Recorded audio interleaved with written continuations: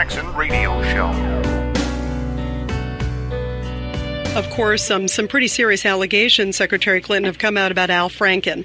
Allegations of sexual harassment and also sexual assault. Should he resign because he is a sitting senator?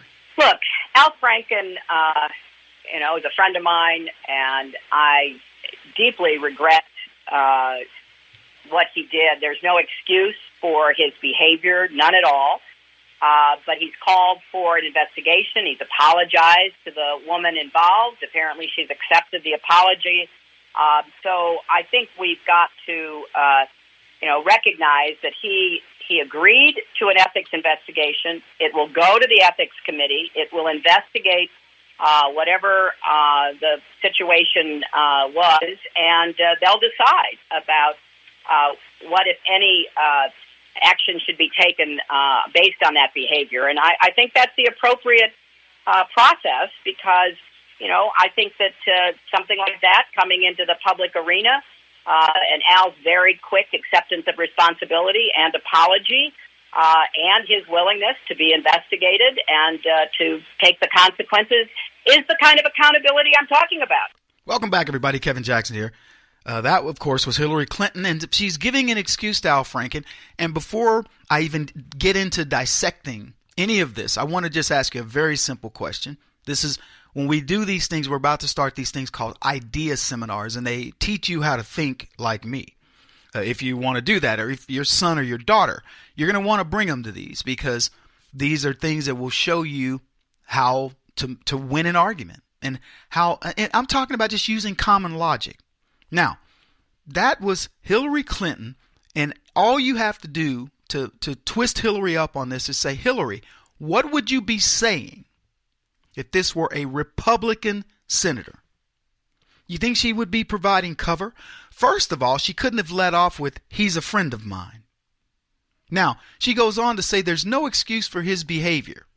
And to you, I say, that's nonsense.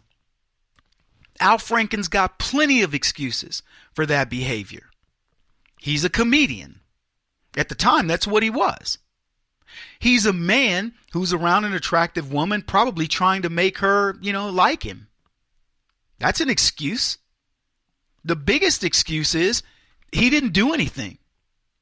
I would ask any of you, have you done or seen something similar to this occur in your life?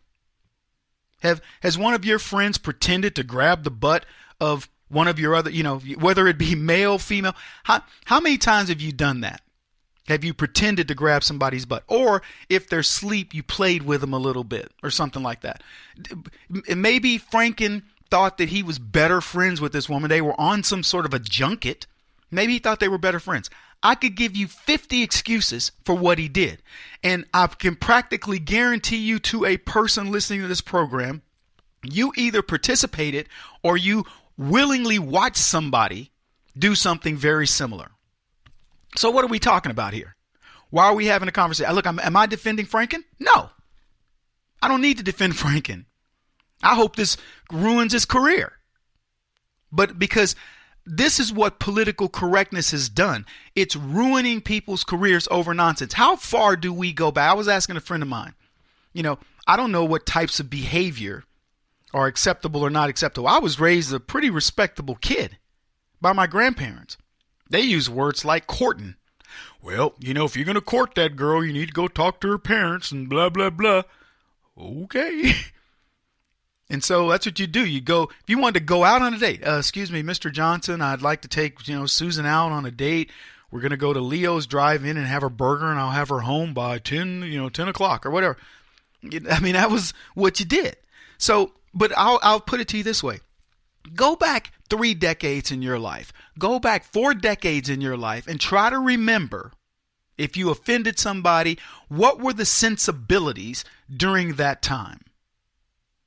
Now, I'm going to tell you, as a conservative, my sensibilities have pretty much remained the same. They've tweaked a bit over the years, but things that offended me when I was in my 20s offend me, now. Things that didn't offend me pretty much don't offend me now, with very rare exception. But we're supposed to go with the time. So now, something Franken did. I don't know when he did it, but something he did decades ago is now, ooh, look at what he did. And it's nothing. In the scheme of things, it is a joke. If we take politics out of this, forget he's a senator, forget he's a Democrat, whatever. Again, I'm not defending this fool. He's a clown. He's a total butt munch. But I will tell you, he's done nothing. So anyway, Hillary says there's no excuse for his behavior. There are total excuses for his behavior. And if you believe there are no excuses for his behavior, you're being lulled in to the crazy, politically correct, illogical world, incurious world that I mentioned from Imperator Rex that the leftists live in. There's plenty of reason to question that. And even as Republicans, you know what we should do? We should say, look, Al Franken gets a pass. That is nothing. That the world that Franken is living in is if we wanted to change the hearts and minds of the left right now, we would say to them, look, that's nothing. You know why people won't do it? Because they'll go, oh, well, that'll look like we're the people who are bad. We don't care about women. We could say to that lady, who, by the way, Hillary Clinton says she's forgiven Al. But we could say to her, look, no offense, I get it. Al Franken is a repulsive guy, and you can say a lot of things about him. But honestly, that is not sexual harassment. That's a dude who's a jokester. Let's not forget the sucker is I'm using my finger quotes. He's a comedian, and he's trying to be funny. I look back on what I did, and it wasn't even funny. Yes, it was. It was funny. We do stuff like that. Let me tell you. There's not a dude that was ever in a frat. You can eliminate them from any political office because frat boys have done far worse. I'll tell you what we did one time. When I was in football camp, we had a guy who, we suspected he was gay. He was weird. He was my roommate for part of football camp, and he's a weird guy. And, we suspected he was gay. Well, a guy, when we were switching roommates, another guy came in and we were like, hey, you're going to be roommating with this other dude. I won't say his name, but you're going to be roommating with him. And anyway, we all got a little bit toast. Well, not me, but other people were drinking and getting all right. We're not supposed to drink at my school. I went to military school. And this guy got drunk and passed out.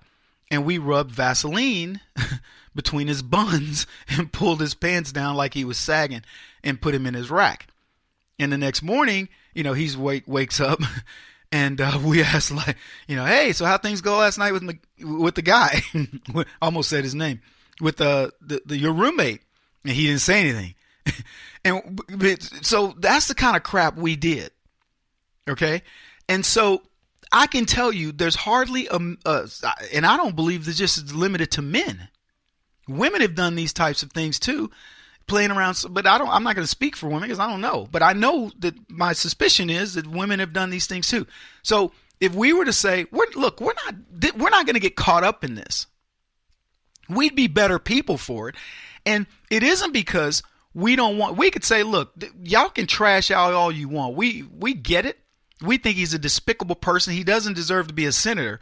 But this is not what we're going to go after him on. We're going to go after him on policy and his idiotic stuff. And by the way, that same behavior that you're condemning, he still does all that stuff. He's still the same person. That's the way you fight that. But anyway, here's the other side of this thing. Hillary says they're going to have an ethics investigation. Well, congratulations. The fox is going to watch the hen house. The Senate Ethics Committee, this is the same as the Office of Compliance I talked about the other day. The Office of Compliance that allows the Congress to do whatever it wants to do. These are the office that lets rapists and other sexual harassers get away with using your tax dollars to pay people to hush up. Yeah, that's real punishment. When you're paying out of your pocket for your sexual dalliances, that's a different thing. When you're held accountable because you've really done something wrong, not this Franken crap, but this real stuff that's happening, like what Hillary Clinton's husband did. And that brings me to the last point she made. Quick acceptance of responsibility. Does anybody remember when Bill Clinton got accused of having an intern in the White House and doing the things that he was doing, and some of the other allegations that were made against him that even rise to the form of him going to prison. Does anybody remember how quickly Bill Clinton accepted responsibility? Boy, he was Johnny on the spot. Yeah, I'm really sorry for my affair with Kathleen Willey, whatever her name is. I'm really sorry that I raped Juanita Broderick. I'm really sorry that I sexually harassed Paula, what's her? I forget her name, but whatever. And the litany of other women. Did he fess up? Even when we caught him with Monica, it took an act of Congress, quite frankly. I mean, I'm not even joking about that, to get the man to admit to it. And Hillary Clinton's talking about quick acceptance of responsibility. Kevin Jackson on the Black Sphere Radio Network. Do you owe back taxes to the IRS or state? The secret to avoiding the IRS nightmare is to seek professional representation. My friends at Security Tax Associates provide the most cost-effective and ethical representation in the industry while helping to avoid seizures, levies, and wage garnishments. Security Tax Associates is here to ensure that the appropriate steps are taken to permanently eliminate any possibility of future tax burdens once and for all. For a free, no-obligation consultation, contact Security Tax Associates, 844-779-4177. That's 844-779-4177. 844-779-4177. Or visit them at securitytaxassociates.com.